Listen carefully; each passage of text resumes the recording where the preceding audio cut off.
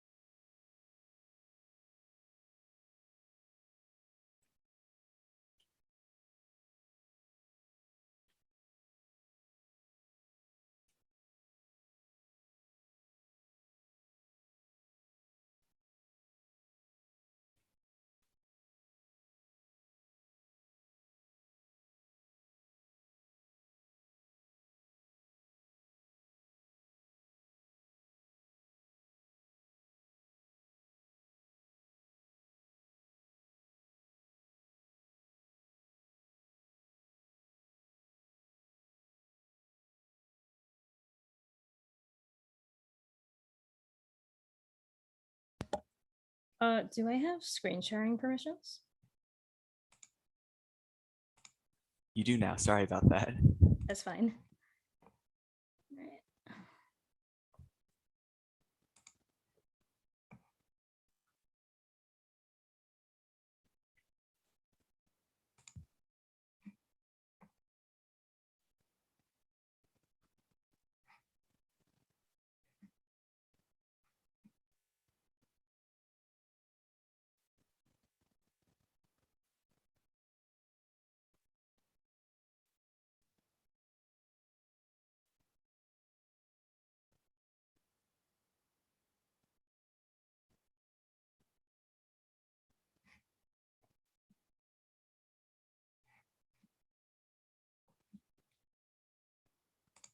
right. I guess Anna, whenever you're ready. Okay, so I should get started. So this is the Cybersecurity Club's intro to CTF event. And I'm just going to get started by telling you guys exactly what a CTF is. So CTF stands for Capture the Flag. And essentially it's a game where you have to quote unquote hack your way through various different puzzles. And at the end of every puzzle, there will be something called a flag, and you'll know what it is when you see it.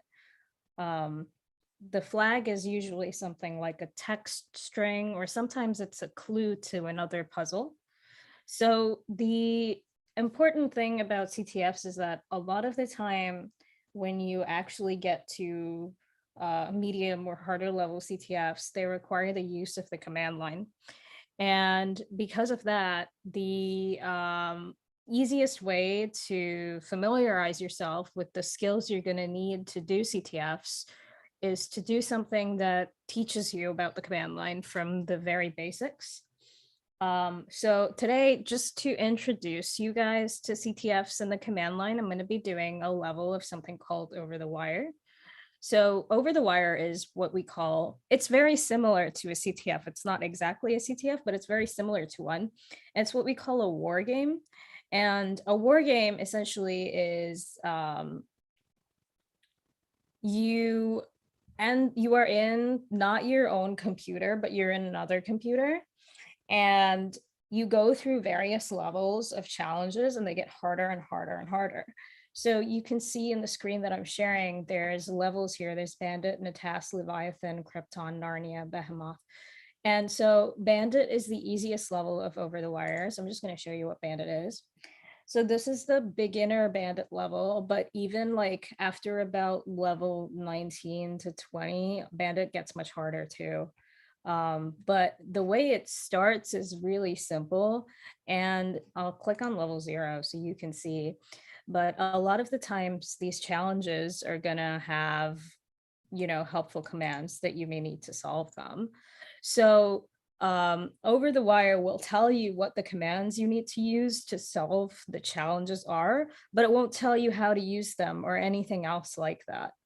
So it's up to you to figure out how the command works, how you apply it, and how you solve the challenge.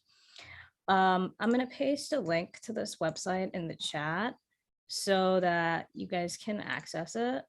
if you have access to a command prompt, like a terminal, if you're on Linux or you have WSL or you're on a MacBook, you should follow along and try to do these with me, because it is the easiest way for you to learn what the how the challenges work.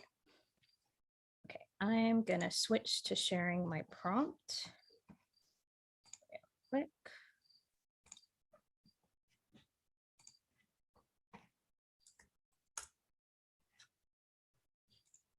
Okay, so hopefully everyone can see my prompt. All right, so the first challenge says the goal of this level is for you to log into the game using SSH. SSH is a command that comes with almost every Linux, well, it comes with every Linux installation, and it should be installed on a MacBook by default. SSH is the command that we use to connect to a remote computer.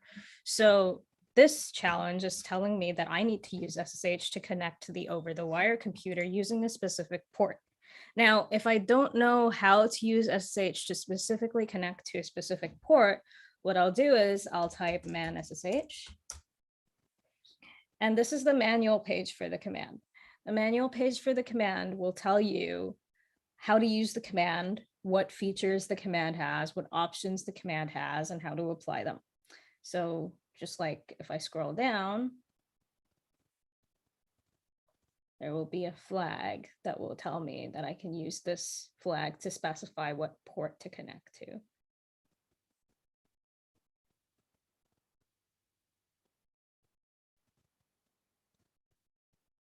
Yeah, so that's the flag, right? So P for port, use -P for the port, and this is the port to connect to on the remote host.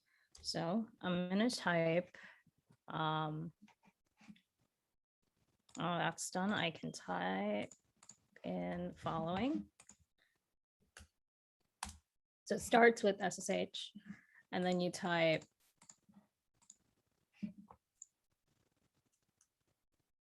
bandit at bandit labs over the wire org, and the P will tell you what port you need to connect to.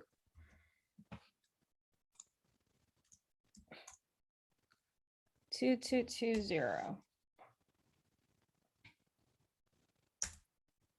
Now, yes. Okay, great. So we're connected with the correct username, and then there is a password. The password is bandit0.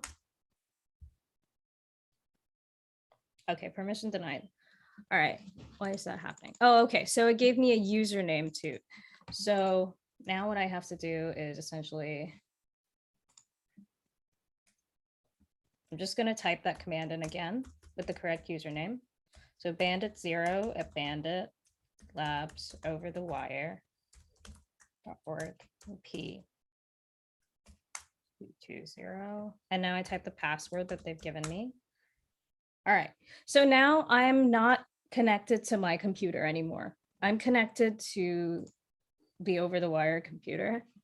And I've basically solved the first challenge. So now the website is telling me, go to the level 1 page to find out how to beat level 1. So if you're on the web page, you can also just click on level 1, and we're gonna do that now. Okay, so it tells me, level 1 tells me that the password for the next level is stored in a file called readme located in the home directory. Use this password to log into Bandit 1 using SSH.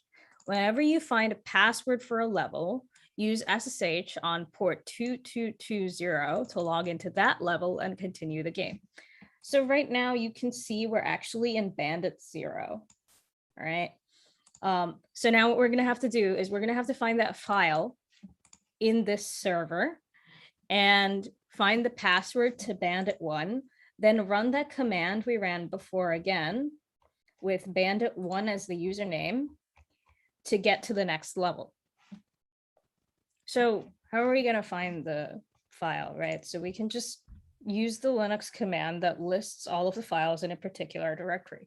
First, we should check that we're actually in the home directory, so we can type pwd Okay, so that tells us we're in the home directory. We're in the correct directory here. PWD will tell you what directory you're in. And then we can type ls-al. So is there a README file here? There's a README file here. How am I going to read the README file?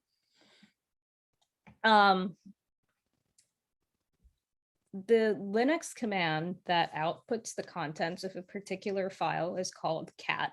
It's short for concatenate.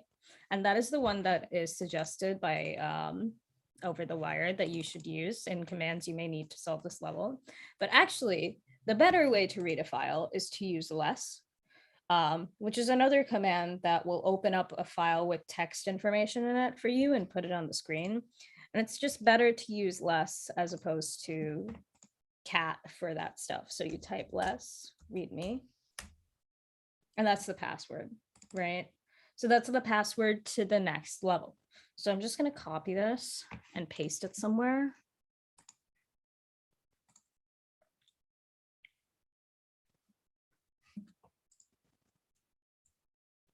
Okay. All right, I have that pasted somewhere. Now I'm going to exit, and now we're going to log in to Bandit 1. Now, in order to log into Bandit 1, I can't do it from this computer. I have to log out of this server and then log into another one. So I'm going to log out. All right. So you can see it says connection to bandit.labs.overthewire.org closed. And now I'm going to log back in using SSH again.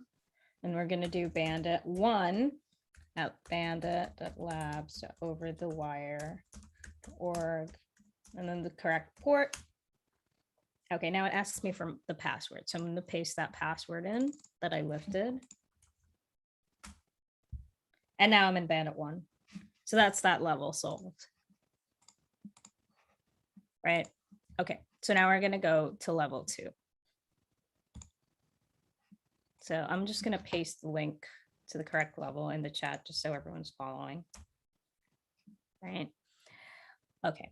So the password for this level is stored in a file called just dash located in the home directory. Again, we can do essentially the same thing and see what comes up. So let's type ls. Okay, so there's that file, right? So now let's just type ls dash. That didn't work. Right?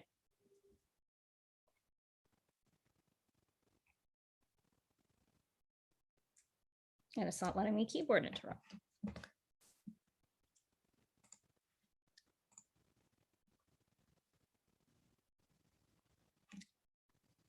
So the reason for that is that now we're going to have to actually use the cat command to fix this, to actually see that file. So I'm going to close this. I'm going to close the connection. I'm going to open up a new prompt. And I'm going to reconnect. So we're going to go back. We're going to type SSH bandit 1 at bandit.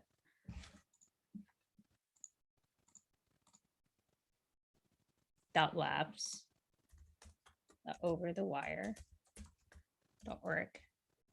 And we're going to use the correct port. Oops.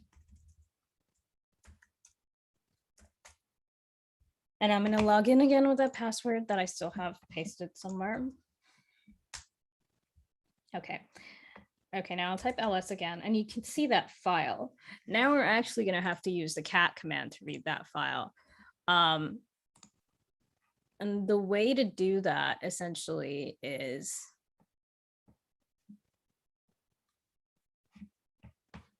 you type, so let's type man cat and see what it does real quick.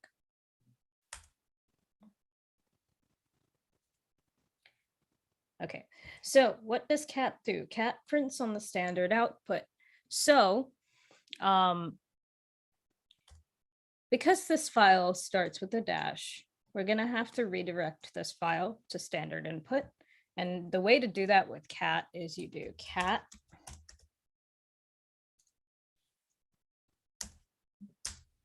All right, so that's our password for the next level. Okay. All right, so I'm gonna paste that somewhere again. And now we're gonna connect to Bandit 2. So it basically, over the wire, essentially just takes us through various challenges like that. I'm gonna do maybe up to level. Yeah, okay, I'm gonna do maybe up to level 5 or 6, and then I'll do something else. Okay, so I'm gonna log out, and then we're gonna do, once again, we're gonna do SSH Bandit 2 at Bandit Labs over the wire.org PD2220. Okay, and now I'm going to paste that password that I lifted. Okay, so now I'm in Bandit 2. The instructions for Bandit 2 say the password for the next level is stored in a hidden file in the in here directory. It doesn't tell me where the in here directory is, and it doesn't tell me what the file is named. So let's just check if the in here directory is in this folder.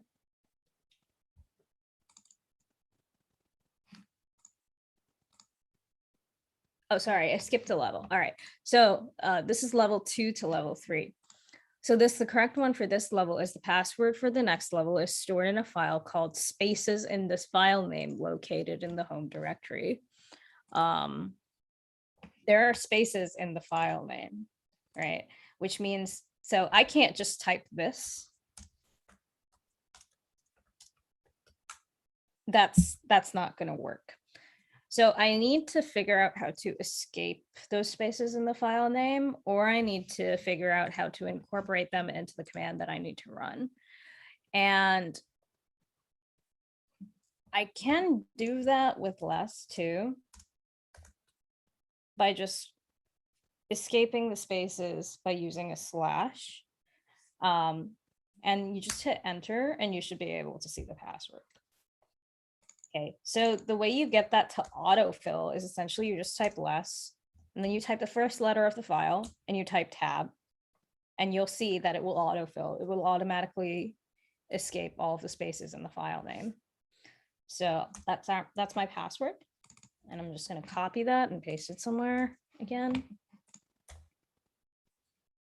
And now I'm going to log into Bandit 3. Log out, Bandit 3. So I'm going to type SSH Bandit 3, Bandit Labs over the wire org P220. It's going to ask me for the password. So I'm going to paste the password in. Okay, great. Now I'm in Bandit 3. Now, Bandit 3, the instructions are the password for the next level is stored in a hidden file in the in here directory. Doesn't tell me what the file is named, doesn't tell me where the directory is. So let's just type ls and see if anything comes up. Okay, great. So in here, right? So that's the directory. So I'm going to change my directory to that directory. I'm going to type cd in here, right? Now, just to see that I'm in the correct directory, I can type print working directory, right? I'm in the in here directory. So now I'm going to list off the files in this directory again. Okay, there's nothing there, but the file was specifically said to be hidden. So how am I going to see the hidden file? The answer is that ls with the option A will allow me to see hidden files. So here I see that there is a file named hidden. And if I want to check that it's actually a file, I can type ls.al. Yeah, so here is the file, right? So I'm going to view the contents of that file with less, and that's the password to the next level. All right. So just going to paste that there again. I'm going to log out. And then I'm going to log in to Bandit 4.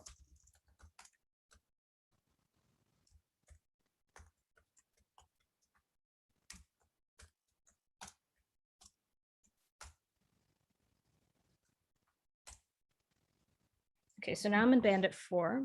The instructions for Bandit 4 say the password for the next level is stored in the only human readable file in the in here directory. how am I gonna tell what file that is? So here's the instructions for level 5. If anyone has any suggestions, you guys can put them in the chat. I'm reading it. There's not a lot of people here right now, but if anyone wants to take a crack at it, feel free.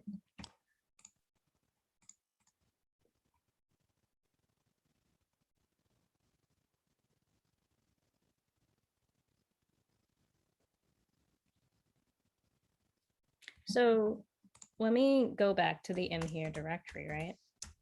And I'll type ls. Okay, so there's several files here. Now, I don't know which of these files is human readable off the top of my head. Like I can't tell that, right? So how am I gonna tell which of these files is human readable?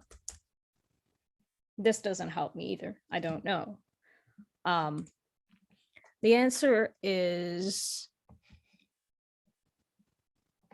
we're gonna have to check to see what file type, what the contents of the file are.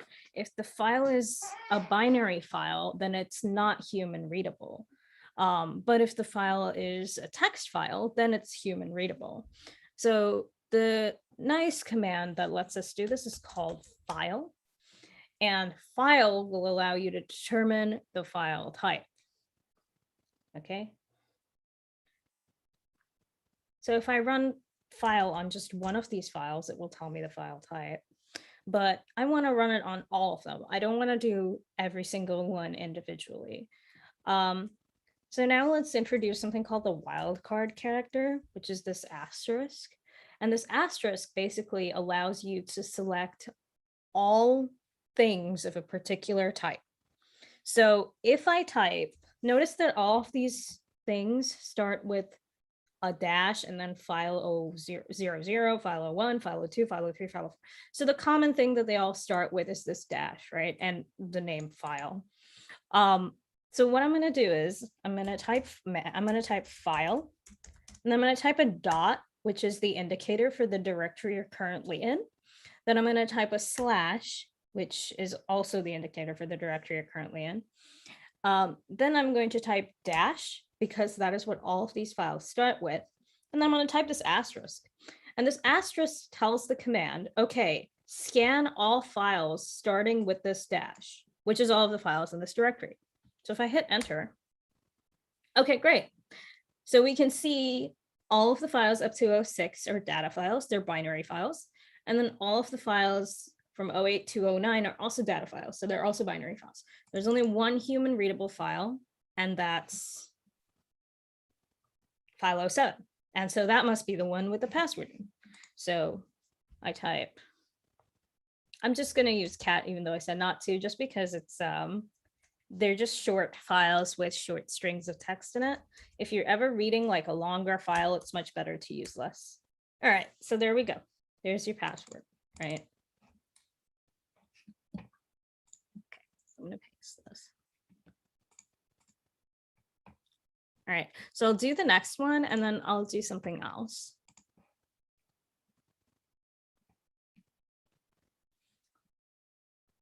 So let's log into Bandit 5.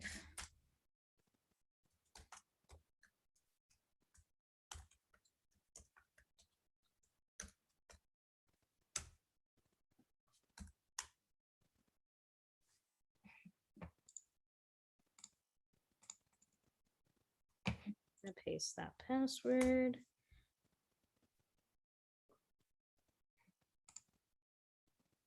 Interesting.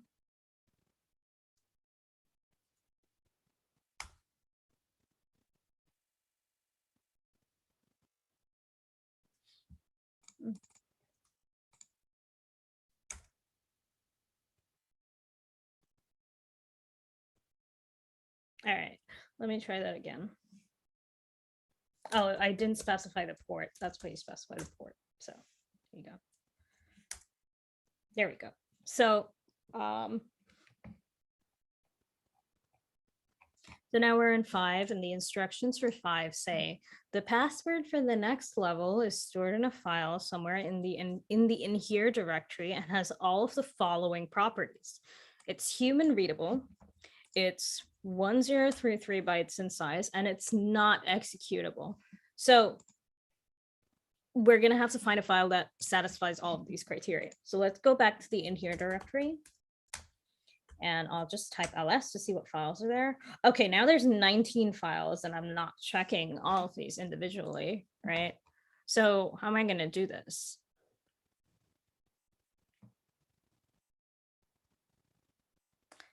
Now, the find command has a bunch of really useful properties. So I'm going to type man find so we can see. Now, there should be a, just scrolling down real quick.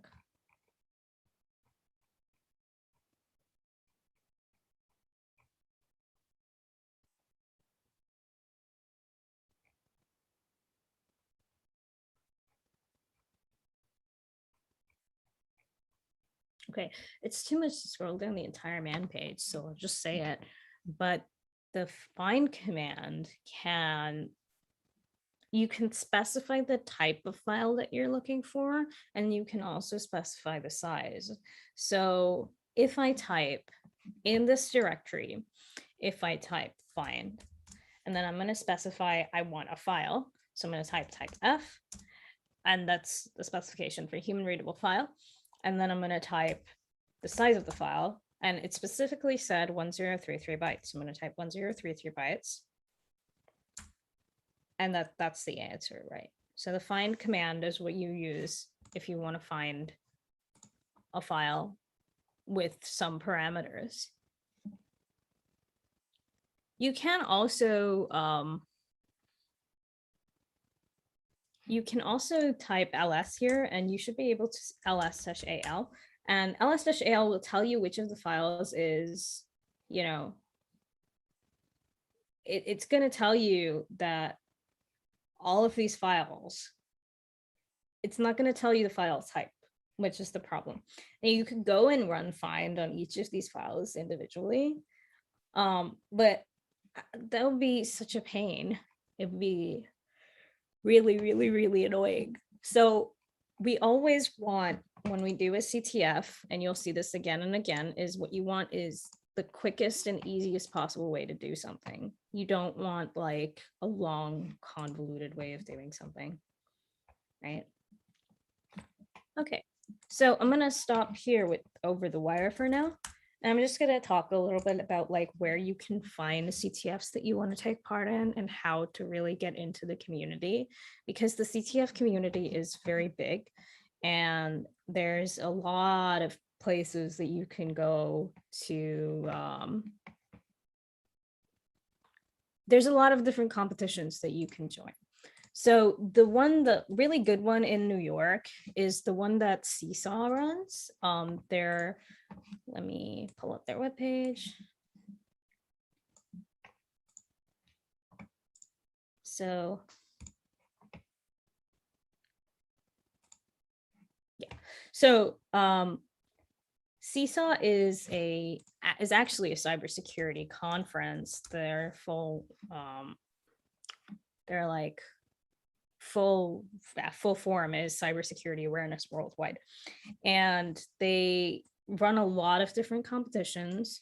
My employer tends to sponsor them, so I tend to be there for the conference, and for the CTF I wasn't there this year, but in the US, they're in the city, they're in New York City, and they always have a CTF competition. So you can see here, it actually says capture the flag. This year it was in September, I believe. Yeah, so the qualifying round was in September. So if you're really interested, you can always do it next year. And it's a great experience. The Seesaw is run by both high school students and college students. And so the CTF at Seesaw is generally of a manageable difficulty. It's not super easy, but it's also not super hard. The other really great place that you can find CTFs is this website called ctftime.org. and ctftime.org will tell you. Okay, so you can see actually there that you can form teams on this website. You can see all of the upcoming events for CTFs, and also just like meetup events. You can see that there's a list of CTFs that are now running. When a CTF runs, it usually runs over the course of a couple of days. It will never be just a few hours or something like that. And generally at hacking conventions like DEF CON or whatever, the end of the CTF is generally determined by how far someone gets. There's no specific like win goal. So they won't tell you have to get to this point to win, but whoever got the furthest will win in the challenges. And the challenges always get harder. So the best way to start is to just by familiarizing yourself with things that you're going to need to know to do those challenges. A lot of the time, so there's this. So there is a hacking convention called ShmooCon. And at ShmooCon, there's always a sort of challenge CTF thing where they will, they'll have a CTF, but then they'll also have like something called steganography, which is essentially hiding messages and images. And if you Google like CTF write-ups too, you'll find a lot of people write up the process of solving their CTFs that they've attended. And it's essentially a manual for how they went about solving the challenges, which is a good thing to have so that you can learn from other people's experiences. So the other way that you can get involved in CTFs is by actually attending conferences, like attending hacking conferences, which is kind of hard right now because of COVID. A lot of them have been, canceled or put off or things like that.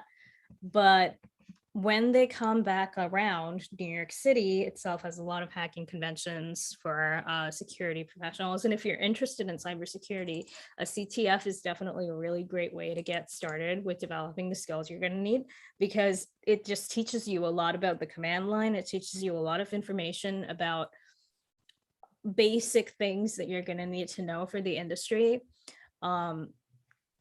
They're just a lot of fun. There's also different types of CTFs, which are basically like, there's a CTF where there's a type of CTF where you'll have two teams. You will have like a red team and a blue team, and both of you will be on opposite sides of the CTF fighting each other. So that's also something that's possible.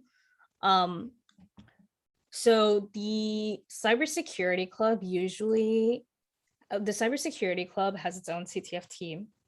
And if you're interested in that, you can always join that. If you are interested in actually doing a CTF after this, I believe SBCS is putting on a CTF event with Major League Hacking. So that's going to be happening after this. And I would recommend doing that because it will be a great way to get like hands-on experience with Capture the Flag events.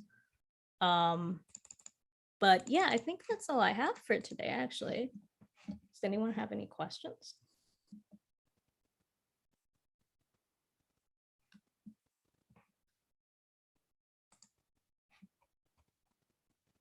Okay, so I'm assuming there are no questions, so I will just really quick, I'm going to drop a link to the cybersecurity Discord in the Zoom chat. Please come if you're interested in CTFs, because we do talk about that a lot, and definitely stay for the CTF after this event, because again, it will give you a chance to apply what you've just seen me do. Yeah, so that should be it, Ben. Awesome. Thank you so much. Thank you so much again. This is really cool.